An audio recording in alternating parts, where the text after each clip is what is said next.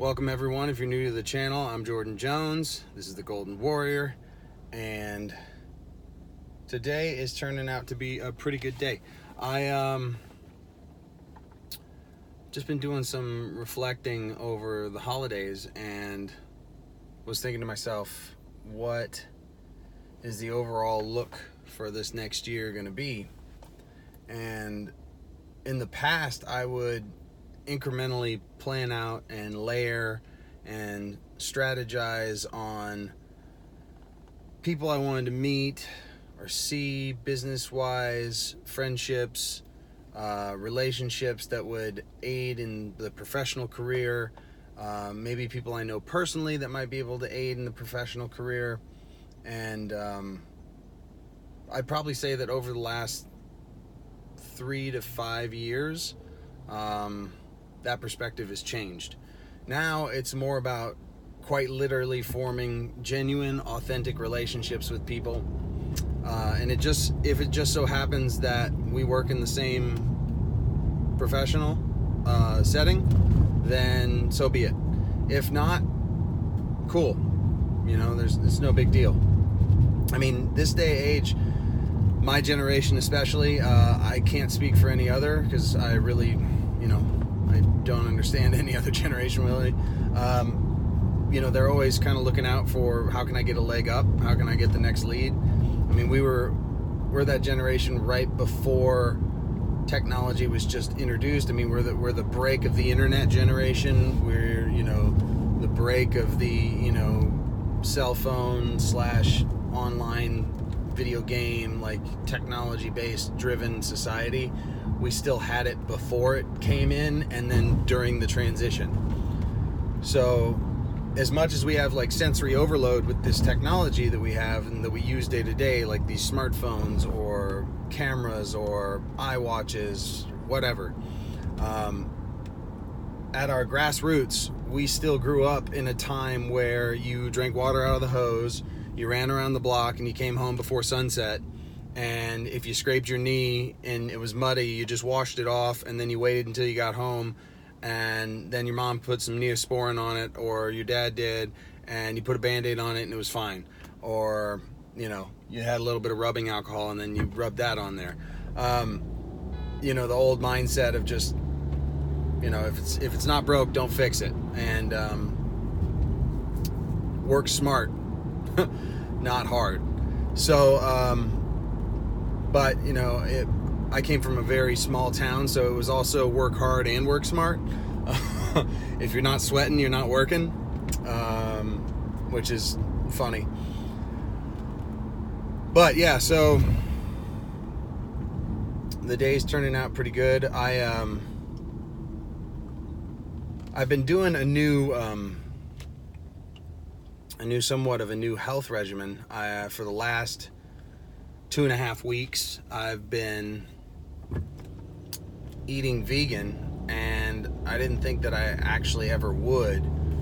And now as far as I'm concerned, like I'm probably not gonna ever go back. I can't say for certain, but it just feels like that.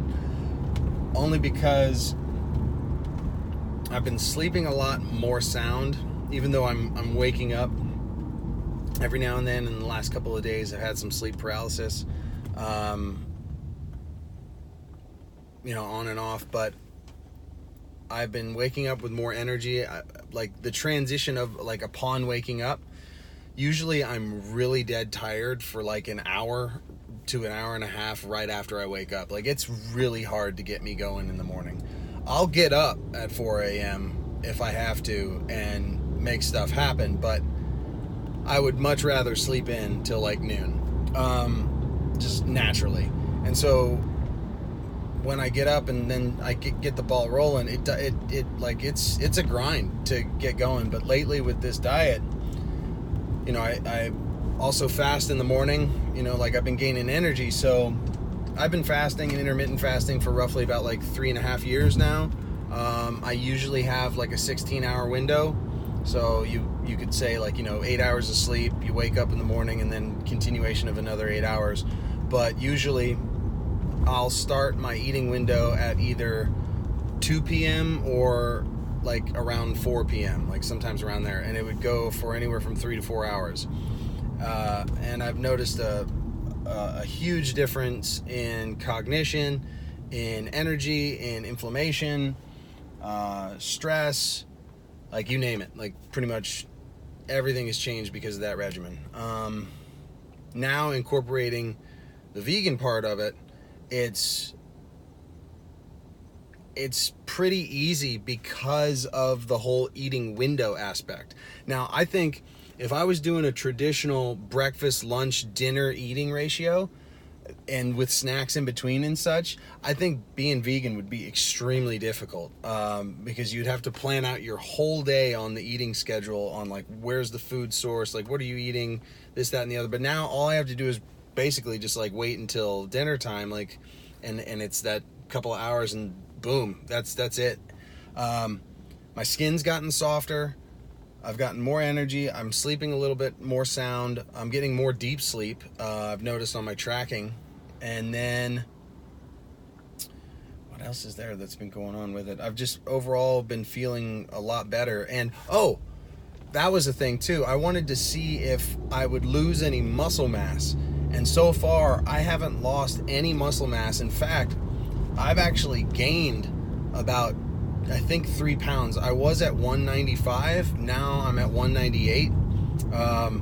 And I work out roughly 3 days a week, like maybe sometimes 2 as of late, just because of my scheduling. I'll still do stretches, but it's usually like an hour and a half workout. I'll do one day, it'll be full body, and then one day upper body, and then one day lower body. So, and breaks in between, like, you know, I won't work like most of the time like 3 consecutive days. It'll be like workout, break day, workout, break day, workout. Yeah, so it's been a trip. But yeah, I just wanted to share that, because if anybody's having a hard time with changing dietary restrictions and trying something out new, the first 2 weeks with any transition shift is usually the hardest. It's always the first 2 weeks. After the first 2 weeks, it's kind of like clockwork. If you're not really thinking about it, your body's going to be able to do it. If it's not taking that much effort to do, then you're set, you're golden, you're able to go. And for me, the trippiest part is I love meat. Like, I love bacon, I love chicken, I love fish, I love all that stuff. Tastes good, smells good, and if it tastes good and smells good, I want to eat it. And the fact that I'm not actually being drawn to that anymore, I'm not actually even like gravitating to it, is quite amazing. Like, it's tripping me out, to be honest. And yeah, I'm not even looking at it. I'm not even giving it a second thought. I'm just like, oh, nope, next, and looking for something else. Oddly enough, too, I've been able to also maintain somewhat of cycling ketogenics, even in that state, because now I don't use ghee or butter in my coffee in the morning. I'll use cacao butter, and then I'll still do my mushroom blends and Chinese blended herbs and such in the coffee as well. So yeah, I'll still get that fasted state, which is really cool. So the cognition and the clarity and the anti-inflammation that comes from that. But yeah, like it's been a trip. So I think 2020 in general is going to like look really good for a lot of people. It's all about your mindset and where do you plan on going? What do you plan on doing?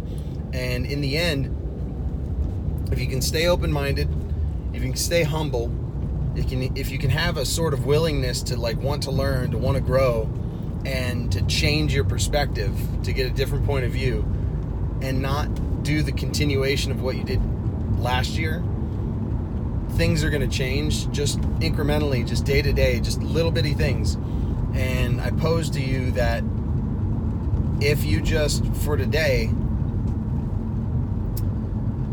be more open, more receptive, more forgiving in your interactions, and just extend love, even if it's just energetically, like, by the end of the day, you're going to feel a lot better about yourself, and you're going to feel a lot better about life in general. So stay happy, stay humble, and see you next time. And if you guys enjoyed the video, like, subscribe. If not, no biggie. Share with your family and friends. And below are some other links to other social media platforms and such, so you can feel free to join and subscribe to those as well. I'm going to be making a lot more videos this year. 2020 seems like the year to where I'm just going to cut out all that BS and just do it. Why not? Anyway, been having fun with it, so talk to you guys soon. Peace.